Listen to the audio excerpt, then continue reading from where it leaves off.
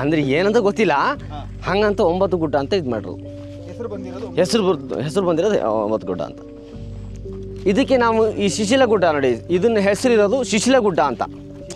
ಶಿಶಿಲ ಗುಡ್ಡ ಅಂತ ಅದಕ್ಕೆ ಎತ್ತಿನ ಭುಜ ಅಂತ ಕರೀತಾರೆ. ಅಂದರೆ ಶೇಪ್ ಹಂಗಿರೋದು, ಎತ್ತಿನ ಭುಜ ಒಂಥರ ಆಕಾರ ಇರೋದಂದ್ರೆ ಎತ್ತಿನ ಭುಜ ಅಂತೇಳಿ ಇದು ಕರೀತಾರೆ. ಬಟ್ ಇದು 9 ಬೆಟ್ಟ ಅಂತಾರೆ, ಅದರಲ್ಲಿ 9 ಗುಡ್ಡ ಇಲ್ಲ, ಹೆಸರು ಅಷ್ಟೇ. 9 ಹೆಸರು ಅಷ್ಟೇ. ನಾಲ್ಕನೇಲಿ ಒಂದು ಆನೆ ಹಿಡ್ಕೊಂಡು ಹೋದ್ರು, ಒಂದು ಆನೆ ಸತ್ತೋಯ್ತು. ಇಲ್ಲಿ ಹೋದ ವರ್ಷ ಇದು ನವಂಬರ್ ಅಂತ ಹೇಳಿದ್ನಲ್ಲ, ಅದೇ ಟೈಮಲ್ಲಿ ಈ ಅರ್ಜುನ ಆನೆ ಸತ್ತೋಯ್ತು ನೋಡಿ ಸರ್. ಅದಕ್ಕೂ ಇದಕ್ಕೂ ಒಂದೊಂದು ವಾರ ಡಿಫ್ರೆನ್ಸ್. ಇಲ್ಲಿ ಹೊಡೆದು ಆನೆ ಸತ್ತೋಗ್ಬಿಡ್ತು. ಇನ್ನು 2 ಇದೆಯಾ ಆನೆ?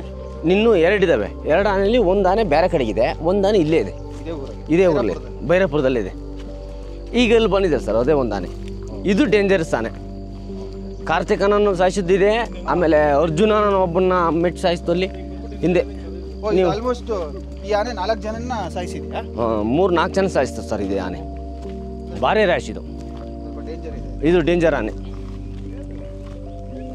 ಈಗ ನಾವು ಹತ್ತಿರೋ ಬೆಟ್ಟ ಯಾವುದು? 9 ಬೆಟ್ಟ. ಬೆಳಗಿನ ಜಾವ ಇಲ್ಲೂ ಬಂದಿದೆ.